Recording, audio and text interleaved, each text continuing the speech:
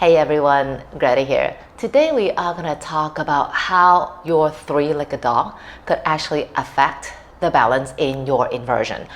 From tripod to headstand to pincha all the way to handstand. When we're practicing the inversion, the headstand, the pincha, and the handstand, a lot of us, when we're using the wall, we tend to just overkick and use the wall to stop us rather than using our own body to stop us. And we always wonder why. We do a lot of warm-ups before, but then when we are actually entering the actual inversions, a lot of times everything feels very wobbly, the shoulders don't feel stable. How can I make my shoulders more stable? And that could actually reflect in your three-legged dog. So three-legged dog is a very popular yoga shape, a variation in the down dog we always do. But then a lot of us, when we are extending the leg up to the sky, we want to maximize the length. We want to feel super long. So what we can do, or what the body would do to create the illusion of having a very, very long leg, is to open up the hips.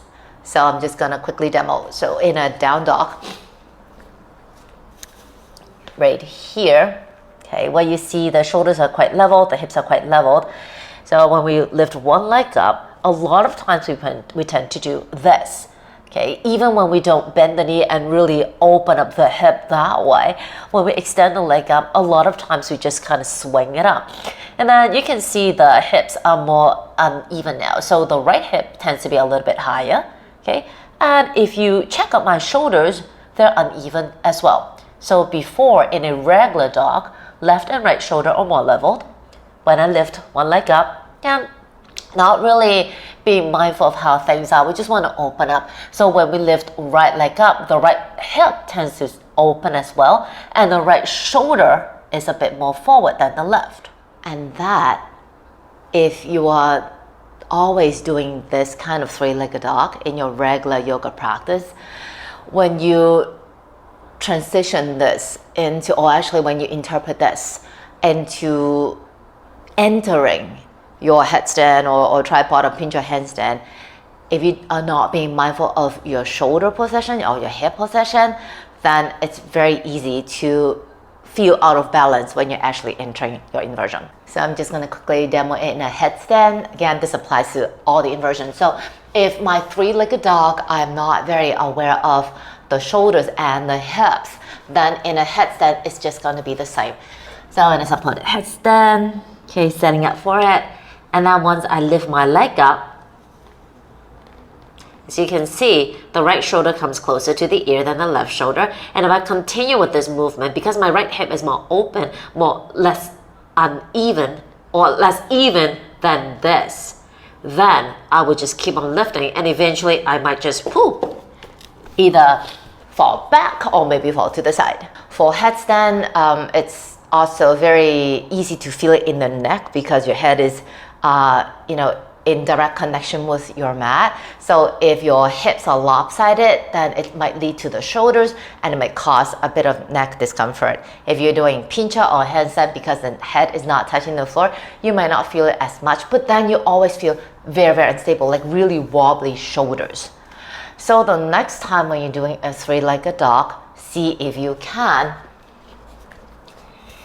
rather just kind of throwing everything out, see if you can level the hips and feel, for this case, is the right side, the right shoulder leveling with the left. When you do this, yes, the leg might feel not as long as here, but then at the very least, you would feel leveled. You would feel even. And checking that shoulders, both shoulders pressing the floor away, or actually both arms pressing the floor away evenly. And I'm not saying that from this day onwards, you have to do your three-legged dog that way. You can, of course, open up the hip and stretch that leg because I know how good it feels. But just be mindful how you move your hips. The shoulders don't go with it. In other words, so if you really want to open up the hip, okay, feel the shoulders. Can they feel leveled?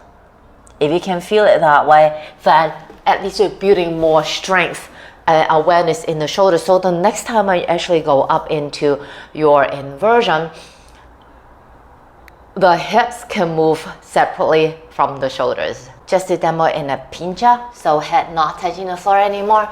If my leg goes up, hip open, shoulders kind of collapse, then it's really hard to jump. And if I do jump up, chances are I might just fall.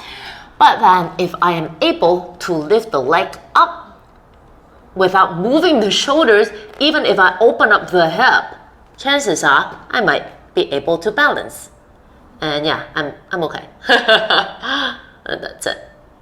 Just to clarify, I'm not saying which is right and which is wrong, but just be more mindful when you move the body the next time. That's it for my sharing for today. Hope you find it helpful. If you enjoyed the video, please like it, share it, subscribe to my channel.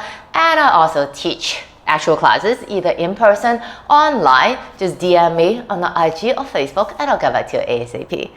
Take it easy. Bye bye.